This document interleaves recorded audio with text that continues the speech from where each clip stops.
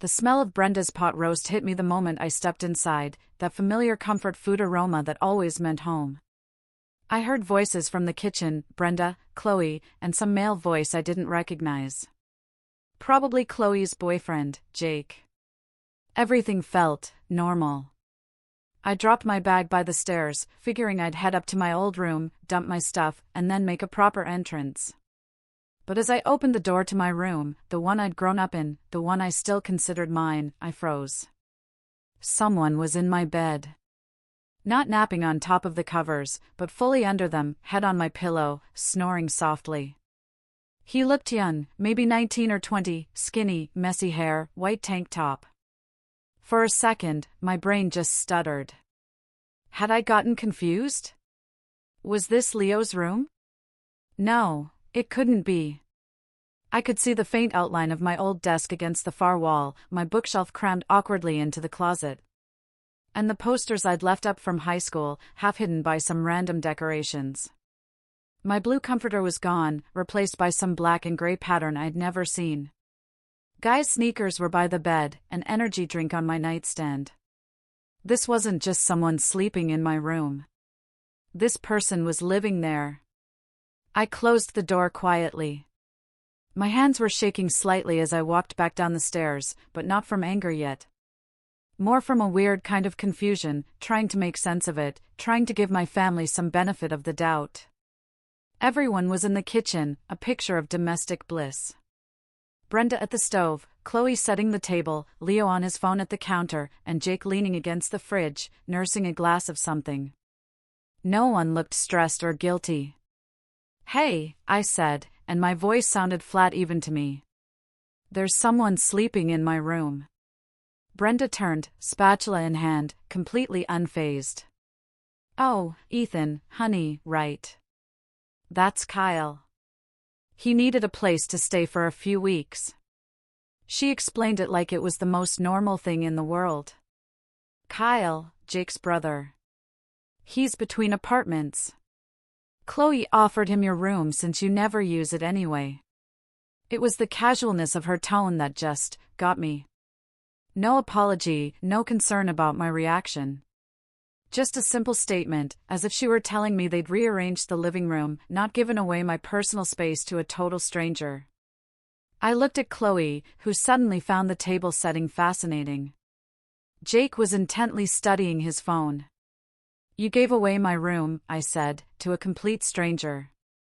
"You don't even live here anymore," Chloe shot back, a defensive edge already in her voice. "You visit like once a month. Kyle needed somewhere to stay and your room was just sitting empty." "Once a month?" I repeated. "So, because I don't live here full-time, my room isn't actually mine?" "Well, yeah," she said, like it was obvious. "You have your own place in Atlanta. You're an adult with your own life. Kyle needed help and we had space." "My room, with my stuff in it?" Chloe waved a dismissive hand. "It's not like you use that stuff. When's the last time you read those books or looked at those old trophies? It's just taking up space." "We moved your stuff to the garage," Brenda chimed in, still calm, still acting like this was perfectly reasonable. "Just temporarily until Kyle finds a place." "The garage?" Something cold settled in my chest. "You put my belongings in the garage?" "They're fine," Brenda insisted. "We put everything in boxes, nice and neat. Nothing's damaged." "That's not the point." "Then what is the point?" Chloe's voice was rising. "That you're so selfish you can't let someone in need use an empty room?" The sheer, casual disrespect was stunning. Not, "We should have asked you," or "Sorry for the confusion."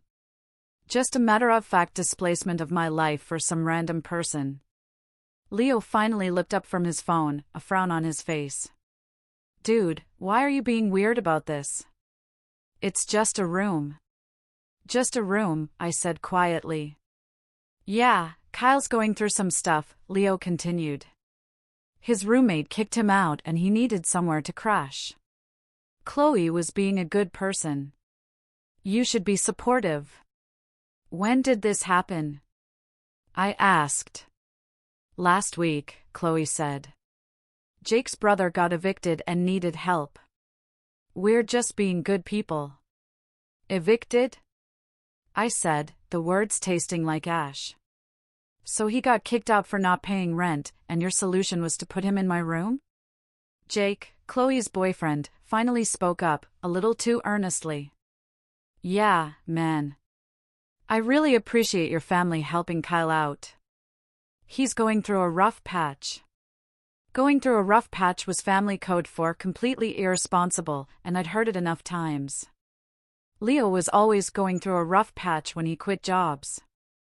Chloe was going through a rough patch when she maxed out her credit cards. How long has he been here? I asked. Since Monday, Brenda said. He's very quiet. You'd barely know he was here. Except he's sleeping in my bed right now. Well, it's 6 o'clock, Brenda responded, like I was being unreasonable. He works nights, so he sleeps during the day. He's very responsible about his schedule. The irony of calling someone who got evicted responsible while he slept in a room he had no right to be in was apparently lost on her. I looked at Brenda. And you approved this? Well, Chloe asked, and it seemed like a kind thing to do. You have your own place 3 hours away. Kyle needed help. It made sense. There it was. My room, in the house I was actively paying for, given to a stranger because I had the audacity to live independently as an adult.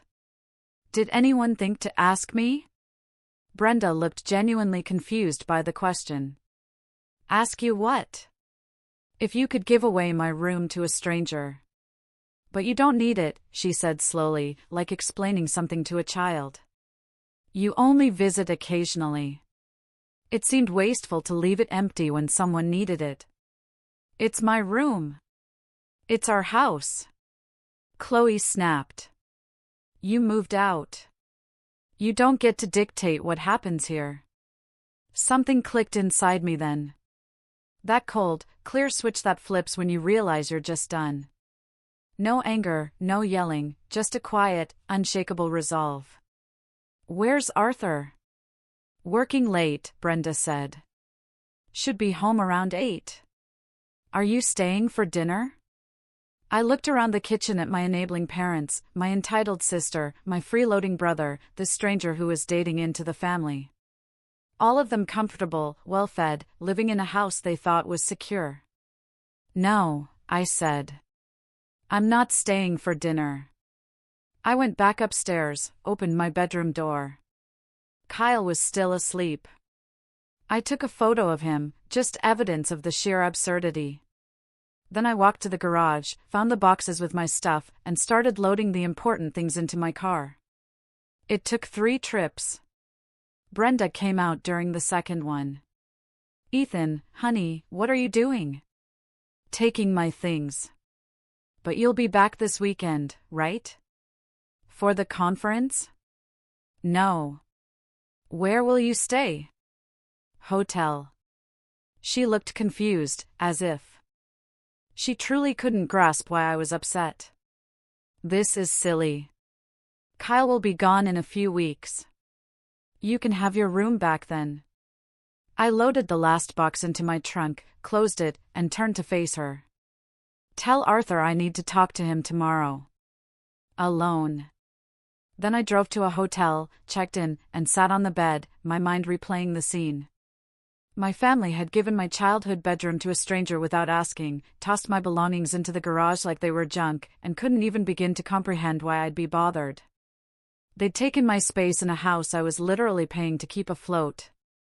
The disrespect was so casual it was almost impressive. It's funny, the things that snap inside you. For years, I'd been the family's quiet backbone, the one everyone forgot about until they needed something. Now, standing there in a hotel room I was paying for, having just cancelled the automatic bank transfer that had been keeping my parents' home afloat for 4 years, it all came crashing down. I work in commercial real estate development. Started right out of college, grinding my way up. Project manager now. I make low six figures in Atlanta, a decent living. I manage multi-million-dollar projects, complex stuff that demands precision. My apartment in Atlanta reflects that: minimal, functional, organized. Nothing fancy, but everything has its place. I'd been saving aggressively for years, living below my means. My work friends probably thought I was cheap or antisocial, always declining their invitations to expensive dinners or weekend trips. But the reality was, I was funneling money elsewhere. You see, I'm the oldest of three. Chloe, my sister, is 25, works part-time at some boutique, living at home rent-free. Leo, 22, also at home, finding himself between jobs. Neither of them ever really launched. Chloe's boutique job was barely 20 hours a week, set up by a family friend. She'd post Instagram stories of herself trying on clothes, her $600 bi-weekly paychecks disappearing into makeup and brunches. Leo's employment history was a joke: 7 jobs in 3 years, each ending with some excuse about why it wasn't right for him.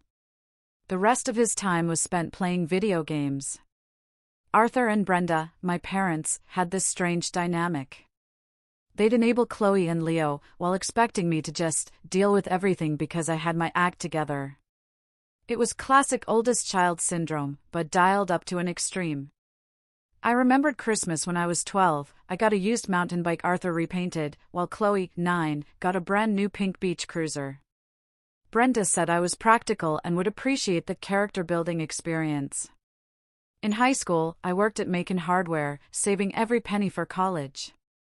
Chloe got a $100 allowance just for existing. When Chloe wrecked Brenda's car texting while driving, they paid the deductible and her insurance increase. When I asked to borrow the car for prom, they said no, teen male drivers are too expensive. The favoritism wasn't even subtle. It was just there. After graduating college, I moved to Atlanta, got an apartment, furnished it with hand-me-downs, and spent my 20s building my career. Nothing glamorous, just steady progress. What nobody in my family knew was that for the past 4 years, I'd been helping with their mortgage. 4 years ago, Arthur got laid off. 54, finding new work at comparable pay was impossible. He eventually found a job, but at 60% of his previous income. The house, a decent 4-bedroom in Chattanooga, suddenly became unsustainable. They'd refinanced years earlier to pay for Chloe's failed cosmetology school and Leo's semester at community college. The mortgage was $2,400 a month. Between Arthur's reduced income and Brenda's part-time receptionist job, maybe $1,800 a month, they were bringing in around $4,500. The math didn't work. They were 3 months behind when Arthur finally called me. It was a Tuesday evening in March. I was making chicken and rice, the same meal I'd eaten 4 times that week to save money. My phone rang, Arthur's name on the screen, and something in my gut knew it was bad. His voice cracked when he explained the situation. 3 months behind, late fees piling up. A foreclosure notice giving them 90 days. He'd been too ashamed to tell anyone, even Brenda, until she found the notice. They'd had a huge fight. "I've failed you kids," he'd said, crying. "Worked my whole life to provide a stable home and now I'm losing it. Your mother won't even look at me." I was 24, 2 years into my career, barely making $55,000. But I'd been living cheap, saving aggressively, and had about $15,000 in the bank. And I felt this weird sense of obligation. These were my parents, the house I grew up in. So, I made a decision that seemed right at the time. I'd help with the mortgage. I researched options, called the mortgage company, pretending to be Arthur to get information. I learned about loan modifications. I negotiated on their behalf, getting the payment lowered to $1,900 for 2 years. The modification required them to be current on payments, 3 months of back payments plus the current month, $9,600. I covered $6,000 from my savings. They scraped together the rest by selling Brenda's jewelry and Arthur's fishing boat. Still, $1,900 was too much for their budget. So, I set up an automatic transfer, $1,000 monthly, from my account to theirs, designated for the mortgage. I could barely afford it, but I made it work. Ramen, no social events, driving a beat-up old car. My coworker, Mark, even asked if I was okay. "You've lost weight and you never hang out anymore." I told him I was saving money. Didn't mention I was keeping my family's house from foreclosure while they funded my siblings' recreational lifestyles. The arrangement was supposed to be temporary. Arthur would get back on his feet. For years later, I was still sending $1,000 monthly. Arthur never found better work. Brenda never increased her hours. And neither Chloe nor Leo contributed a single dollar. The worst part? They had no idea I was helping. I'd told Arthur to keep it between us. Didn't want Brenda stressing, didn't want my siblings feeling weird. The money went in automatically. They paid the mortgage. Nobody asked questions. Over 4 years, I'd sent them $48,000. Probably closer to $55,000 including emergency repairs. Meanwhile, I delayed buying my own place, drove the same car for 6 years, took budget vacations, and basically lived below my means. My friends were buying condos and new cars while I was subsidizing my family's lifestyle. Did they appreciate it? Hard to say, since they didn't know. But they certainly never questioned why the mortgage was suddenly manageable after Arthur's income dropped. They just accepted that things worked out somehow. So, back to the hotel room. I pulled out my laptop, logged into my bank account. Found the automatic transfer, $1,000 monthly to their checking account. Hovered the cursor over Cancel Recurring Transfer for a long minute. Then I clicked it. A confirmation screen popped up. "Are you sure you want to cancel this transfer?" I clicked yes. The next screen showed the cancellation was effective immediately. No more money would transfer on the 1st of next month, or ever again. I closed the laptop and went to bed. It was the best sleep I'd had in months. Arthur called me at 7 a.m. Friday morning. I let it go to voicemail. He called again at 7:15. Again at 7:30. I finally answered the fourth call. "We need to talk," I said before he could speak. The daily grind on Main Street. 1 hour. I got there first, ordered coffee, and sat in the back corner. Arthur arrived 10 minutes later, looking stressed and confused. He slid into the chair across from me. The coffee shop was an old Chattanooga institution, same booths, same owner, Mr. Henderson, who knew half the town. I'd spent countless hours here as a kid. It felt surreal to be here for this conversation. Arthur looked like he'd aged 5 years overnight. His hair seemed grayer, the lines around his eyes deeper. He was wearing his work jacket, which meant he'd probably taken time off. That was unusual. "Brenda said you were upset about the room situation," he started. "The room situation?" I repeated. "That's what we're calling it?" "Ethan, I know Chloe should have asked first, but how much is the mortgage payment, Arthur?" He blinked, thrown. "What?" "The mortgage. Monthly payment." "How much?" $1,900 right now. Goes up to $2,200 next year when the modification ends." "Why?" He said it so casually, like it was just a number. Like that $1,900 just magically appeared every month, some kind of financial miracle that required no explanation or gratitude. "And how much are you paying?" His face got that confused look. "All of it."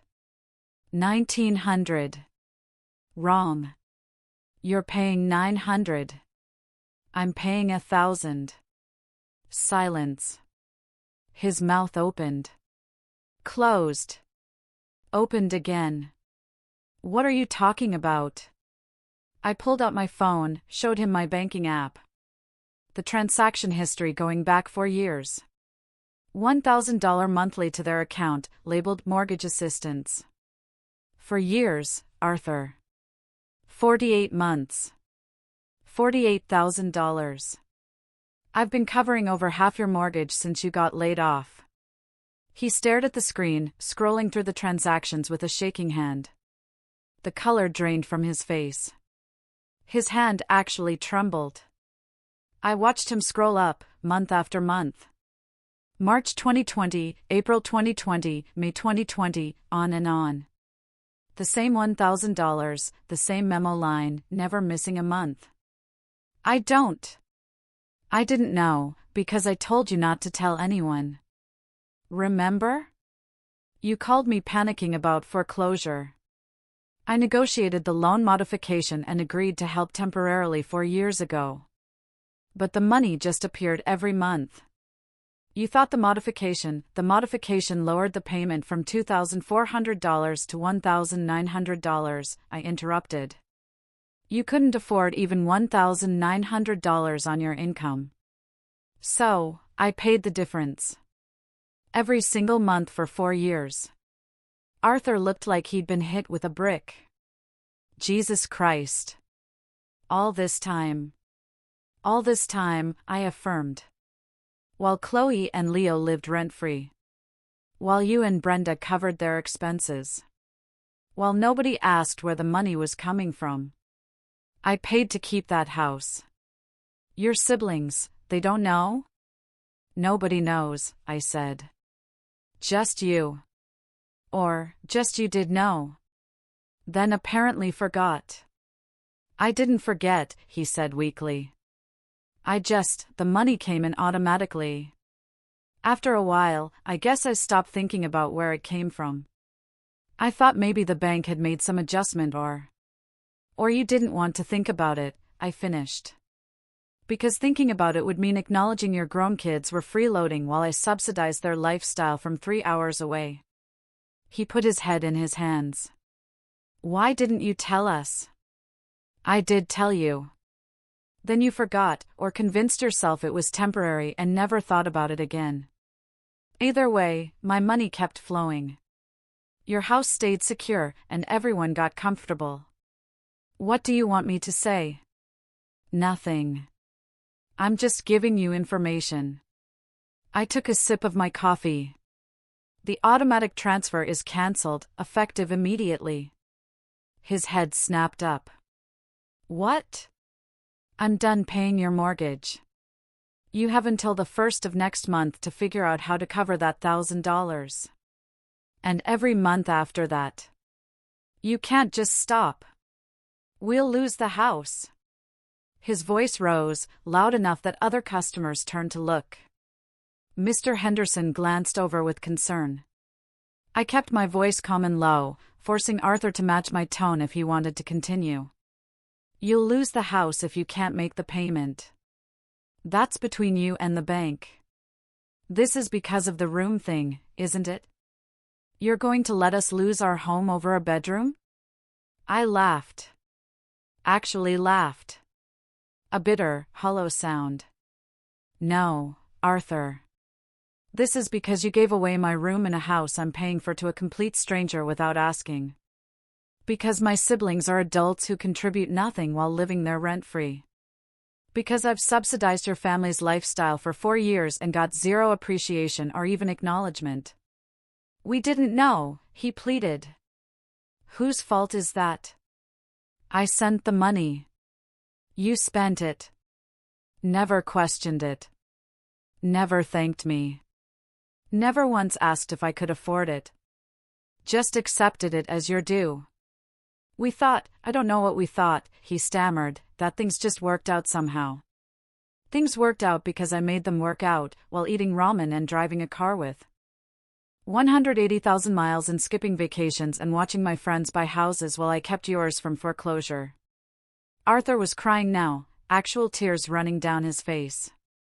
A part of me felt guilty, watching my father break down in a public coffee shop. But a bigger part of me was just done caring about his feelings when he clearly hadn't cared about mine. He looked desperate. Please, we can't afford the full payment. We'll be homeless. Then Chloe and Leo need to start paying rent or get their own places. You and Brenda need to figure out your budget. Maybe sell the house and downsize. These are your problems to solve. You'd really do this to your own family? My own family just did this to me, I said. I think we're even. I stood up, left cash on the table for my coffee, and walked out. Arthur called my name, but I didn't turn around. I drove back to Atlanta, went to my conference, did my job, and ignored approximately 40 calls from my family over the next 3 days, letting them stew in the reality of their situation. Monday morning, I got a voicemail from Brenda. Her voice was shaking, barely coherent. Ethan, please call us back. Your father told me what you did. This is insane. We're family. We can't lose our home. Please, we need to talk about this. Tuesday, missed calls from Chloe. Are you seriously going to ruin our lives over a stupid room? Dad told me everything. This is so messed up. Call me back. Wednesday, Leo finally got involved. Dude, what the heck? Brenda's crying every day. Arthur looks like he's having a breakdown. All because you're throwing a tantrum. Grow up and fix this. Thursday, Jake, the boyfriend, somehow got my number. Hey man, this is Jake. Look, I know the Kyle situation was bad timing, but don't you think you're overreacting? They're your parents. Just help them out. I blocked his number immediately. Friday, Arthur again, this time angry. You want us on the street? Your mother, your siblings, everyone homeless because you got your feelings hurt? What kind of son does that? I almost responded to that one. Almost called him back and laid out exactly how his lack of parenting created 2 adult children who couldn't function independently. How his financial irresponsibility necessitated my help in the first place. How his complete lack of boundaries allowed my sister to give away my space to a stranger. But I didn't. Radio silence is more effective than any argument. The weekend brought a new development. Brenda and Chloe showed up at my apartment building in Atlanta. The front desk called up. Sir, there are 2 women here claiming to be family. They're quite insistent about seeing you. Tell them I'm not home and not receiving visitors.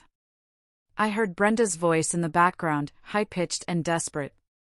Please, we drove 3 hours. We just need 5 minutes. I hung up, texted the front desk to not let them up under any circumstances. They stayed in the lobby for 2 hours before finally leaving. The messages continued. Each one a variation of the same theme. Family loyalty, guilt-tripping, accusations of cruelty, begging for mercy. Not one person acknowledged that what they'd done, giving away my room to a stranger in a house I was paying for, was the actual betrayal here. 2 weeks after I canceled the payment, Arthur called from an unknown number. I answered out of curiosity. The mortgage is due in 4 days. We don't have the money. We're going to miss the payment. Sounds like a problem.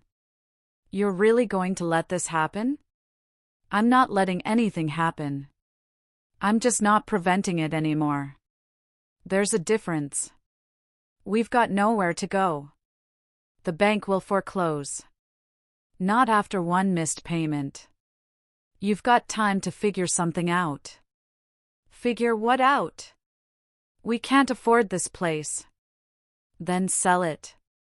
Downsize. Get an apartment. Do what millions of other people do when they can't afford their housing. This is our home. It's a house, Arthur. Houses can be sold. Family homes get sold every day. Life goes on. Your mother is devastated. So am I. The difference is, I'm devastated by people who were supposed to respect me. She's devastated by financial consequences. He hung up. I went back to work. 3 weeks in, I got a certified letter at my office. Legal letterhead, a law firm I didn't recognize.